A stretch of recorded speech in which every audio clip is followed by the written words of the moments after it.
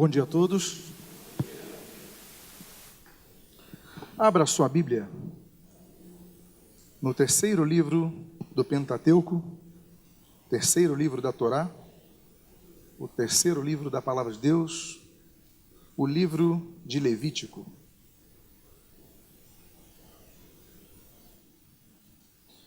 Esse Êxodo, nós temos a construção do culto ao Senhor.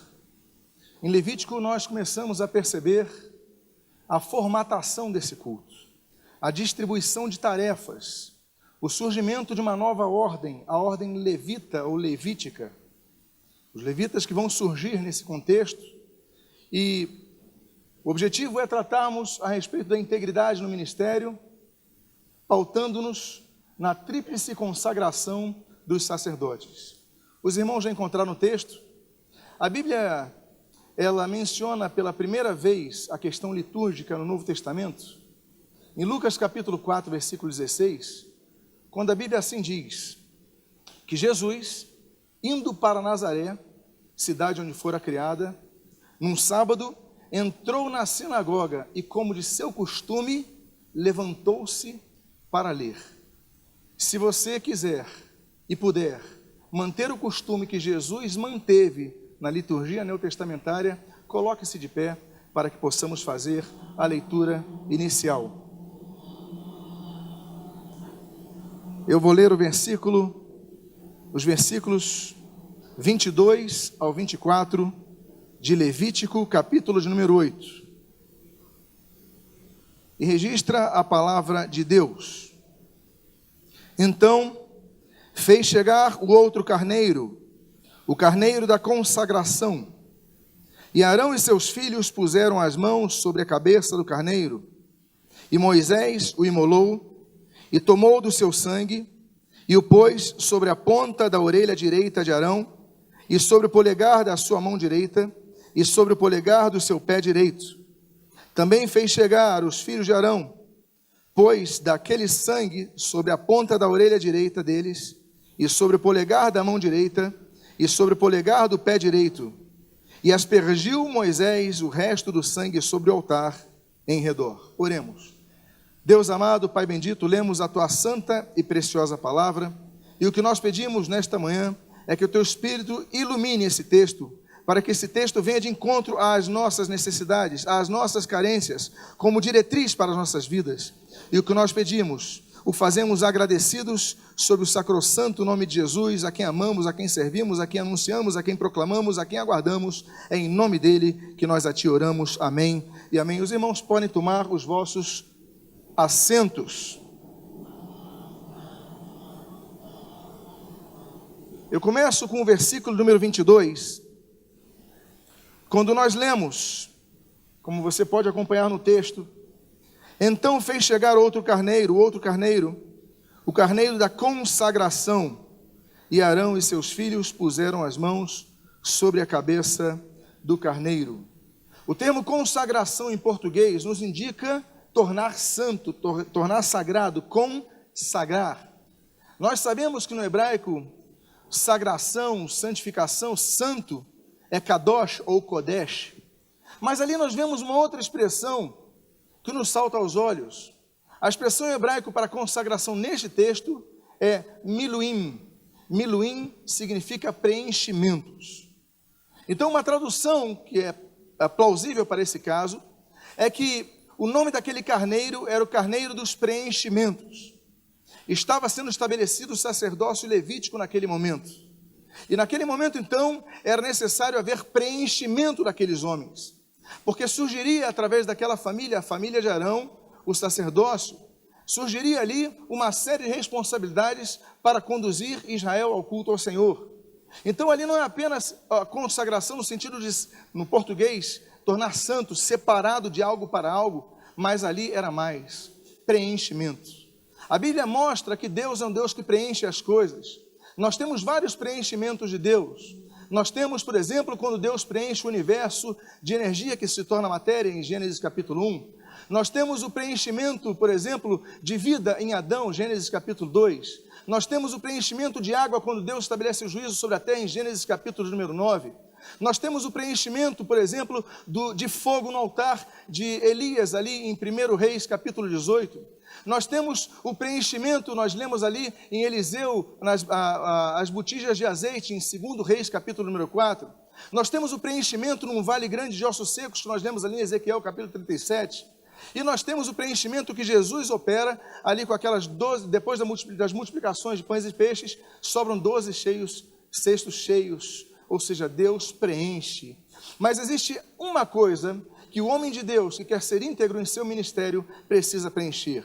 A Bíblia diz em Efésios capítulo 5, versículo 18, enchei-vos do Espírito. A Bíblia ordena que nós nos enchamos do Espírito. É o objetivo de Deus que nós busquemos esse preenchimento. Deus, nesse texto levítico, ele está falando através de Moisés para Arão, para os seus filhos, para o surgimento desse sacerdócio.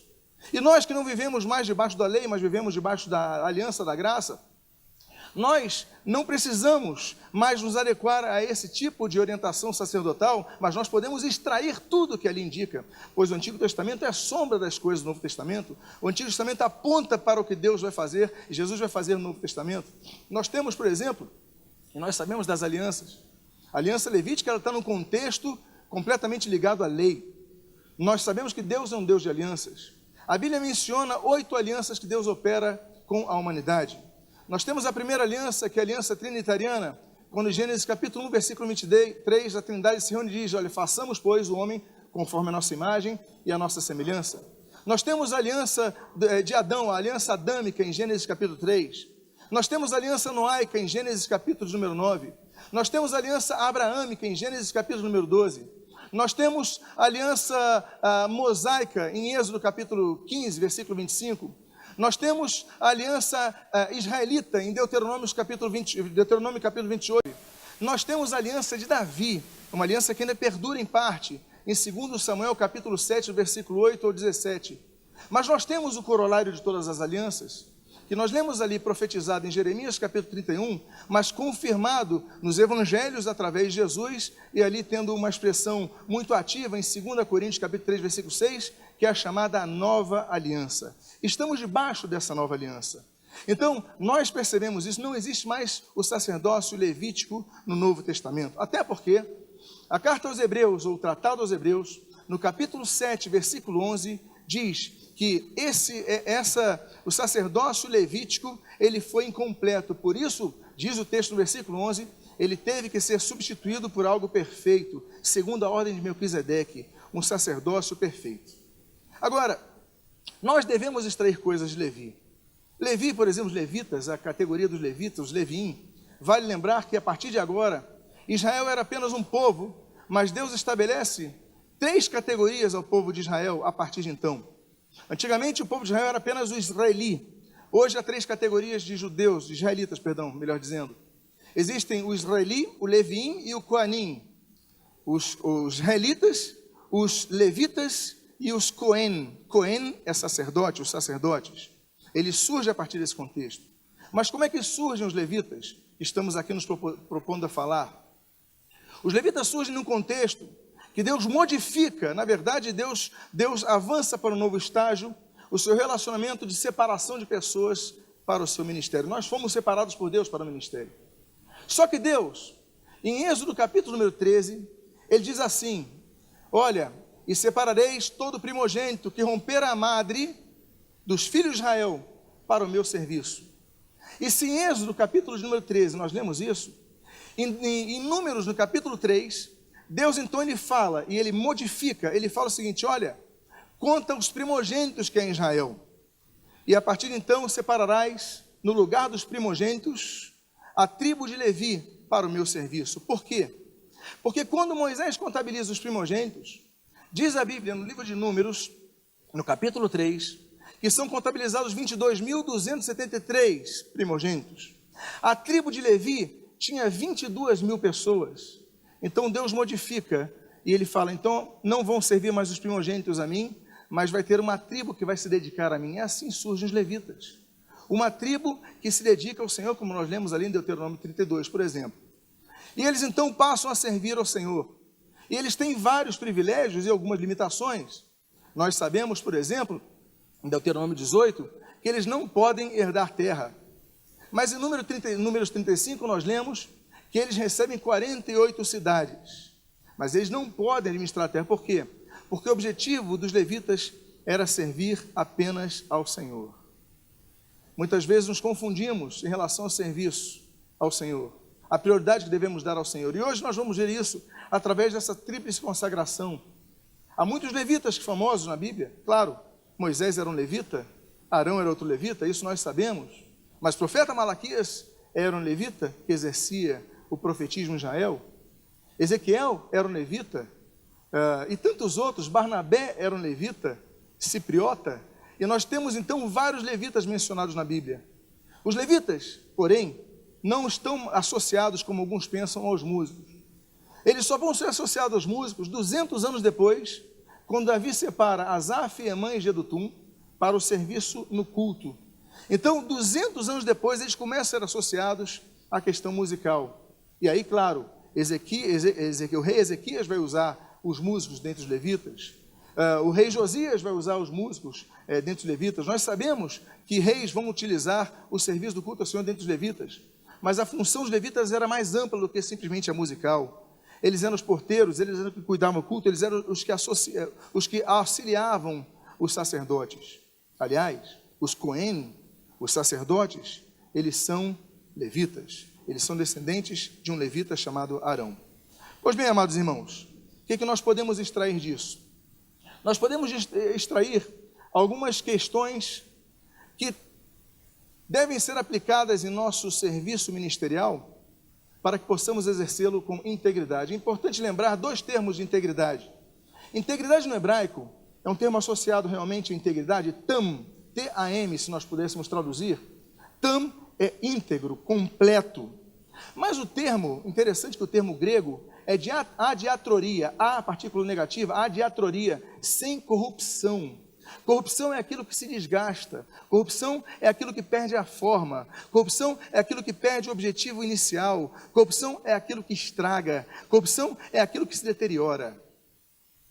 Ser íntegro, segundo a percepção do grego, inclusive na carta de Tito, nós lemos então que é adiatroria, ou seja, não podemos perder a forma, porque se perdermos a forma, deixaremos de ter integridade. Quando Deus então estabelece o sacerdócio levítico, ele traz então 3 orientações, e o termo inclusive levítico, ele vai citar 36 vezes a expressão assim diz o Senhor. E nós lemos então, o primeiro texto que se encontra aí, você pode acompanhar, o primeiro texto que se encontra em Levítico, no início do versículo 23 e no início do versículo 24. E nós lemos o seguinte: E Moisés o imolou, e tomou do seu sangue, e o pôs sobre a ponta da orelha direita de Arão. Também fez chegar os filhos de Arão, pôs daquele sangue sobre a ponta da orelha direita. Onde foi colocado o sangue? Onde foi colocado o sangue? Na ponta da orelha direita. Quando Deus, ele determina a Moisés instruir Arão para que pegasse da gota do sangue do cordeiro e colocasse na orelha, ele queria dizer algumas coisas. Ele queria orientar aos ministros do culto de Deus algumas coisas. E nós vemos que, por exemplo, a Bíblia orienta aos filhos de Deus a estarem com os ouvidos abertos a Deus Pai, a Deus Filho e a Deus Espírito Santo. A Deus Pai nós lemos, por exemplo, no livro de Jeremias, capítulo 22, versículo 29, quando o filho do profeta, do sacerdote Ilquias, ele proclama à humanidade por 3 vezes a ouvir a voz do Senhor. Diz o texto no versículo 29, ó terra, terra, terra, ouvi a voz de Deus. Nós lemos em Marcos, no capítulo número 9, quando da transfiguração, a Bíblia assim diz, e eis que surgiu uma nuvem, e dentre esta veio uma voz dizendo, eis o meu filho amado, a ele ouvi. Devemos ouvir então Deus Pai, devemos ouvir então Deus Espírito Santo, Deus Filho, e nós devemos ouvir Deus Espírito Santo. No livro de Apocalipse, no capítulo 2 e no capítulo 3, por 7 vezes, a palavra de Deus, através do Senhor Jesus, ele diz, aquele que tem ouvidos para ouvir, ouça o que o Espírito diz à igreja. Então nós devemos estar atentos quanto aos nossos ouvidos. Nós ouvimos muitas coisas. Nós ouvimos pessoas murmurando. Nós ouvimos pessoas sem fé. Nós ouvimos pessoas que nos desestimulam. Nós ouvimos pessoas que nos oferecem novas propostas. Nós ouvimos muitas vozes. Aí você entra na internet e você começa a ouvir coisas que começam a questionar a sua fé, a sua crença, a sua base. Você ouve coisas e você se esquece de ouvir a Deus, a direção de Deus, o que Deus determinou para a sua vida. E aí nós incorremos no erro da deterioração, de sairmos do propósito que Deus nos chamou. Então, quando nós demos ouvido, nós temos 3 bênçãos para formar o homem integral a Deus. O primeiro deles é aquela menção de Jesus, que Jesus, quando tentado naquela belíssima pregação de ontem, nós ali fomos alertados, e quando Jesus é tentado por Satanás para transformar o pão em pedras, as pedras em pão, ele ali em Mateus capítulo 4, Jesus fala assim, olha, e Jesus vai citar aquele texto de Deuteronômio 8, versículo 3. Ele fala assim, olha, nem só de pão vive o homem, mas de toda a palavra que procede da boca de Deus. A primeira coisa que nós devemos aprender quando consagramos nosso ouvido a Deus, é que nós devemos nos alimentar ouvindo a palavra de Deus. A palavra de Deus nos traz sustento, como o pão nos traz sustento no dia a dia. Nós podemos jejuar algumas horas, quiçá alguns dias, mas a cada dia nós vamos perdendo força, nós vamos perdendo energia, porque o corpo consome energia, ele requer energia. E aí nós vamos perdendo. E se nós deixarmos de ouvir a palavra de Deus, nós perderemos energia. Então, é mister que o homem de Deus, a mulher de Deus, o servo de Deus, eles possam sempre estar atentos a ouvir a voz de Deus, como vocês estão fazendo a ouvirem nesse congresso. Ao estarem aqui, vocês vieram para se instrumentalizar, vieram para se equipar, vieram para se fortalecer. Mas por quê? Com base nas minhas palavras? Não, com base na pregação da palavra de Deus.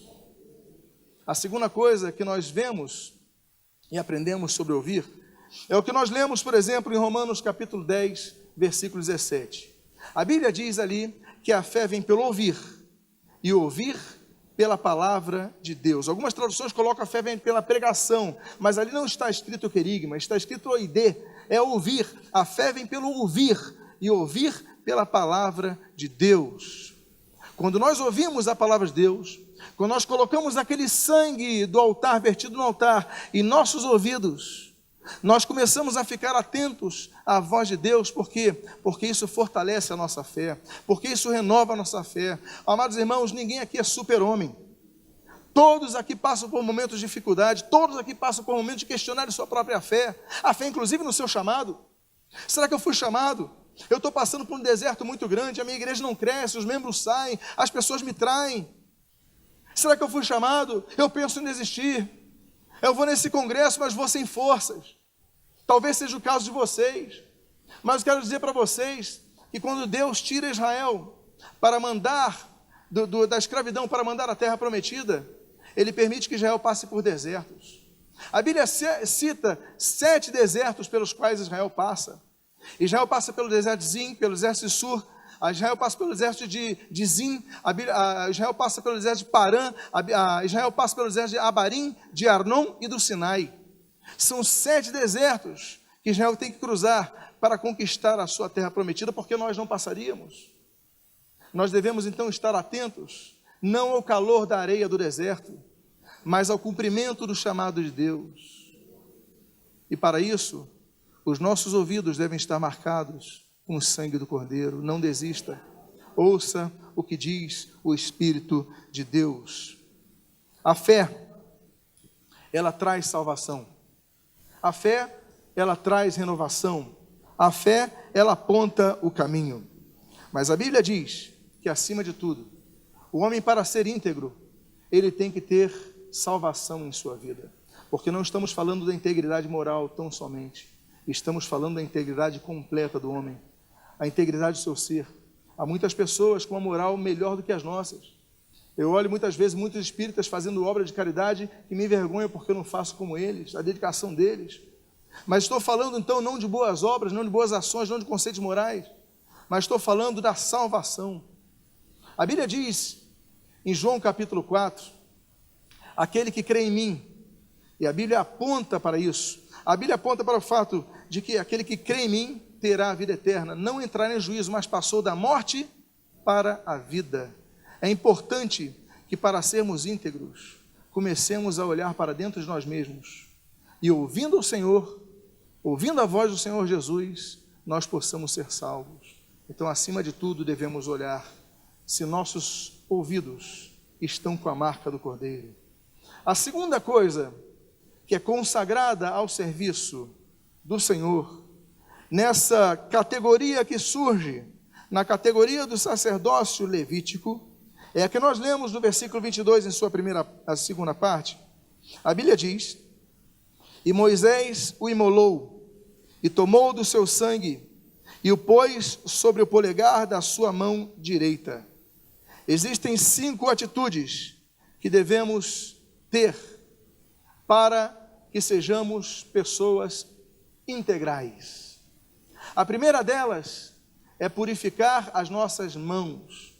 Ele pega o sangue e coloca na mão direita de Arão. As nossas mãos devem ser purificadas. A Bíblia diz em Tiago, capítulo 4, versículo 8: chegai-vos, pois, a Deus, e Ele se chegará a vós. Purificai as mãos, pecadores. A Bíblia orienta que a pessoa se chegue a Deus, em primeiro lugar, chegai-vos a Deus. A Bíblia traz uma promessa bendita, e Deus se chegará a vós. Mas junto à promessa, há uma responsabilidade: purificai as mãos. Purificai as mãos, pecadores. Quando nós vemos ali os serafins anunciando a glória de Deus, no chamado de Isaías, a primeira coisa que tem que ser feita é a purificação dos lábios daquele profeta.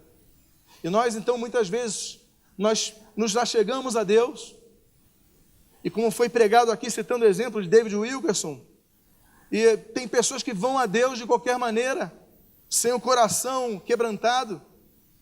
O coração quebrantado Deus não despreza, mas tem pessoas que não chegam com o coração quebrantado. Aí chegam de qualquer maneira, mas a Bíblia diz: chegai-vos, pois, a Deus, Ele se chegará a vós, mas purificai as mãos. É nosso trabalho purificar o que nós fazemos, porque há pessoas que estão nos púlpitos, há pessoas que estão no diaconato, há pessoas que estão nos ministérios.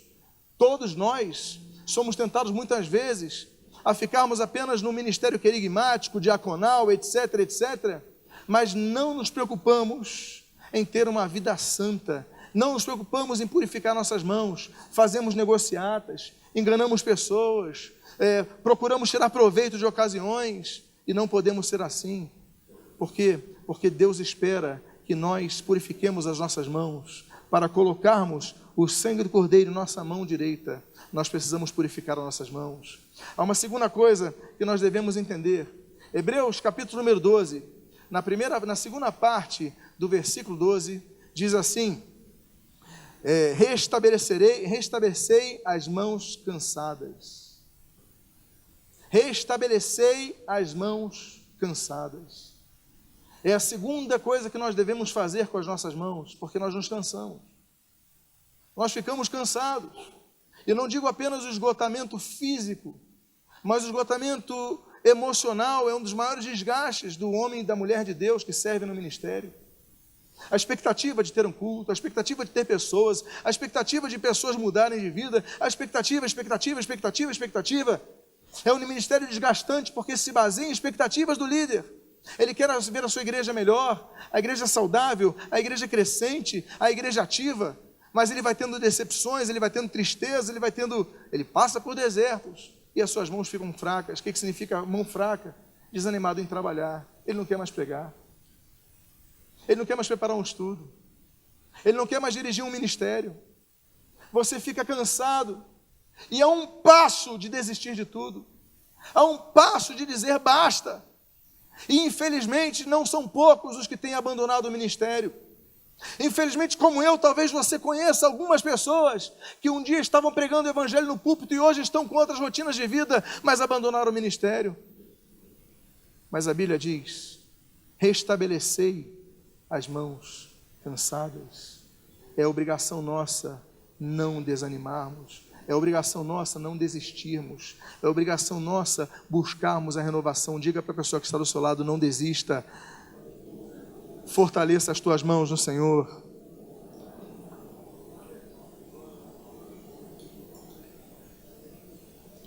Há uma terceira atitude nas mãos consagradas pelo sangue do Cordeiro. E essa terceira atitude é usarmos as mãos para lutar. Quando Abraão tem encontro com Melquisedeque,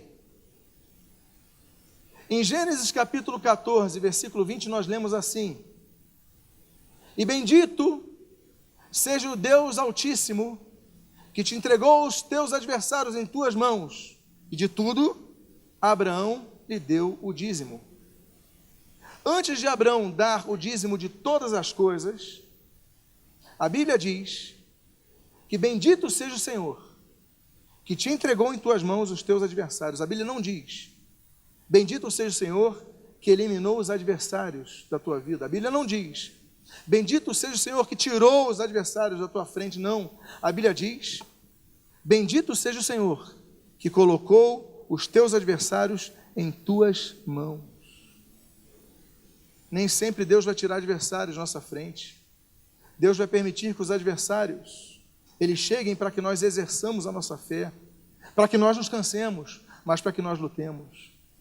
Por isso, aquele texto que eu citei, de Mateus capítulo 4, versículo 4, nem só de pão virá homem, ele se baseia em Deuteronômio capítulo 8, versículo 3, que diz assim: olha, eu vos levei ao deserto para vos humilhar, para vos fazer ter fome, para que conhecesses o maná que não conhecias, a fim de que soubesses que nem só de pão viverá o homem, mas de toda palavra que procede da boca de Deus. Esse contexto ele surge quando Deus diz no capítulo 8, versículo 3 de Deuteronômio: eu vos levei ao deserto, eu vos fiz ter fome.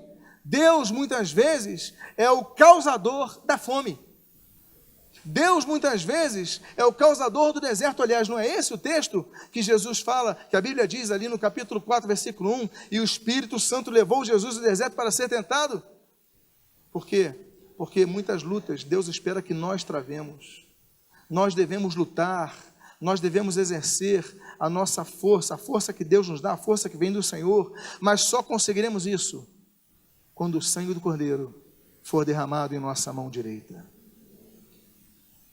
Amados irmãos, há uma outra coisa que nós devemos considerar desses 4 pontos, desses 5 pontos, sobre a mão consagrada ao Senhor.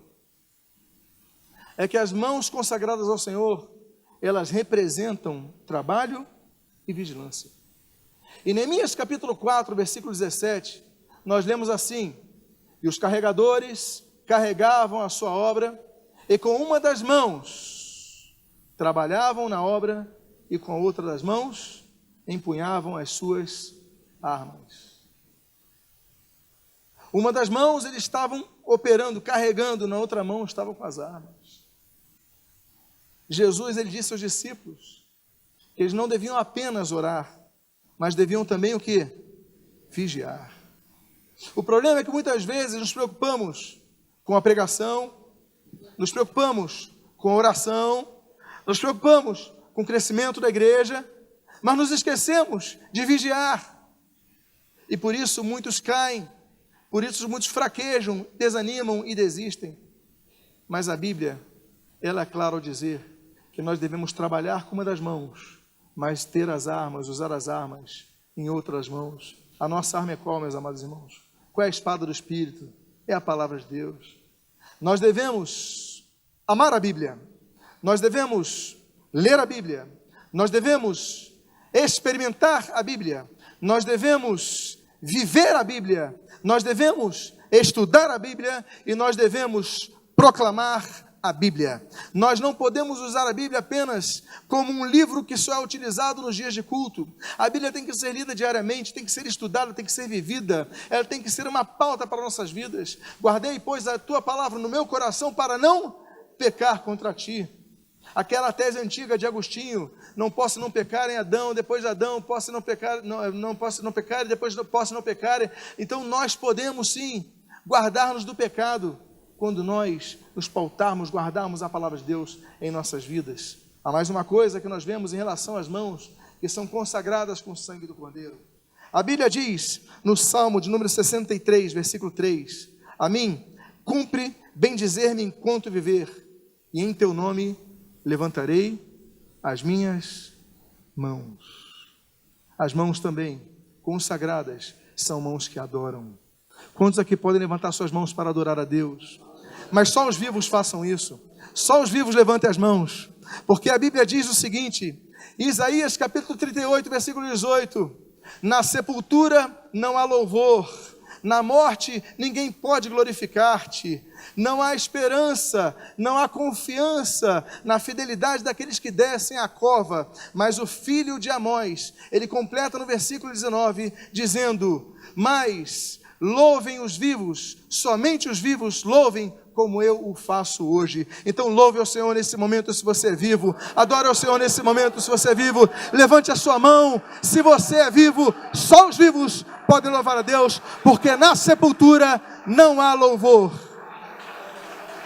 E por fim, há uma terceira coisa, há uma terceira parte do corpo que é consagrada a Deus. E a Bíblia diz, no versículo 23, deste capítulo 8 de Levítico, e Moisés o imolou, e tomou do seu sangue, e o pôs sobre o polegar do seu, o quê? Do seu o quê? Pé direito. Qual foi o primeiro lugar que se colocava o sangue no sacerdote?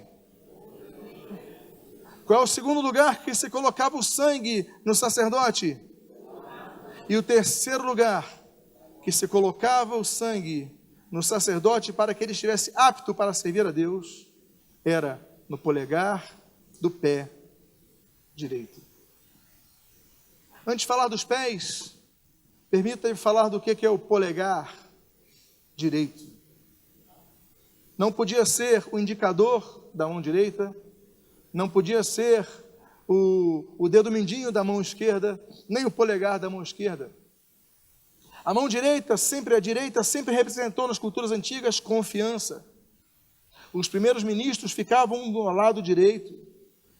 Os advogados dos reis ficavam, os juristas ficavam do lado direito, as pessoas de confiança ficavam do lado direito, as pessoas com quem ele podia partilhar ficavam do lado direito, à destra do rei ficavam as pessoas de confiança, aqueles que se delegavam a algo maior.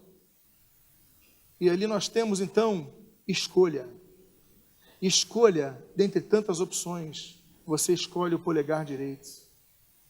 Nós temos muitos caminhos que nós podemos trilhar. Ministerialmente, nós temos muitos caminhos que nós podemos optar em seguir. Como tem sido mencionado aqui, caminhos escusos, de pessoas que manipulam ovelhas para atingir seus objetivos particulares. Infelizmente, nem sempre são objetivos espirituais plenos. Nós podemos utilizar de muitos subterfúgios, mas nós devemos optar por um caminho. Podia ser derramado sangue em toda a mão, não, mas é apenas do polegar direito, apenas um lugar, é apenas um local específico. Nós devemos ter especificidade no que nós optamos, é servir a Deus. Isso nunca pode deixar de estar no centro da sua vida. Você foi chamado para servir a Deus. Então não deixe, eu sei que as crises podem acontecer, você pode desanimar, você pode querer desistir, olha, vão surgir ofertas melhores de emprego, opções maiores, mais vantajosas para você, mas se você foi chamado por Deus, você tem que cumprir o seu ministério. Você foi chamado por Deus, não foi chamado por homens, então cumpra o seu ministério, cumpra cabalmente o seu ministério. Não é toda a mão, é o dedo direito, é um local só, é uma posição que você foi chamado para cumprir uma missão exata, específica que Deus delegou a você. Mas a Bíblia fala dos pés, e a Bíblia fala sobre alguns assuntos relacionados aos pés. Por exemplo, em Êxodo capítulo 3, versículo 5, Deus fala para Moisés, olha Moisés, tira as sandálias dos teus pés, porque a terra que pisas é lugar santo. A primeira coisa que indica os pés do homem e da mulher consagrados no ministério ao Senhor é colocar na ponta do dedo direito do pé sangue do Cordeiro. Exige santidade, sem a qual ninguém verá o Senhor. Se não formos santos em nossa vida particular, devocional, não adianta nada os nossos títulos, não adianta nada os nossos cargos, não adianta nada, inclusive, o nosso ministério, não adianta nada, como diz Mateus capítulo 7, dizemos: Senhor, Senhor, em teu nome fiz isso, em teu nome fiz aquilo. Ele vai falar: olha, não vos conheço. Não adianta, nada adiantará, se não termos uma vida santa. E santidade, como vemos nesse texto, que ele usa o miluim, é enchimento. Devemos ser cheios do Espírito. O atingir um grau de não corruptibilidade acontece quando nós começamos a tirar o nosso eu e encher-nos do nosso Senhor.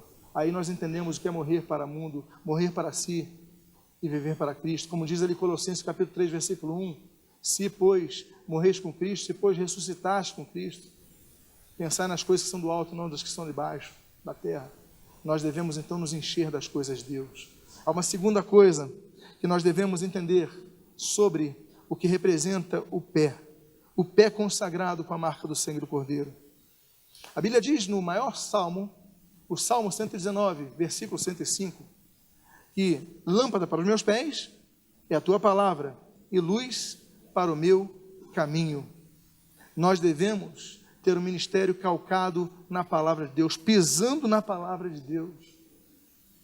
Nossas igrejas têm que ser igrejas pautadas não nas nossas experiências pessoais, não em nossas visões, não em revelações, não em profecias que sejam declinadas durante o culto, não apenas no louvor, não apenas em momento do ofertório, não apenas no momento da oração, mas na palavra de Deus. Porque a palavra de Deus é a única coisa que pode alimentar a pessoa, é a palavra de Deus, é o alimento para a nossa alma. Nós devemos então entender que a palavra de Deus evita que nós caiamos. Eu já citei o texto do próprio Salmo 119, guarda as tuas palavras no meu coração para não pecar contra ti. Aqui está falando que a lâmpada para os pés é luz para o caminho, porque se não tivermos luz, nós sairemos do caminho. Se não tivermos luz, eu vou para a direita, para o radicalismo, eu vou para a esquerda, aí para a tolerância completa, eu vou para os lados. Mas eu, com a lâmpada da Bíblia, eu não perco o meu foco, não perco o seu foco. Diga para a pessoa: ame a Bíblia. Diga para a pessoa: leia a Bíblia. Diga para a pessoa: viva a Bíblia. Diga para a pessoa: estude a Bíblia. Diga para a pessoa: experimente a Bíblia.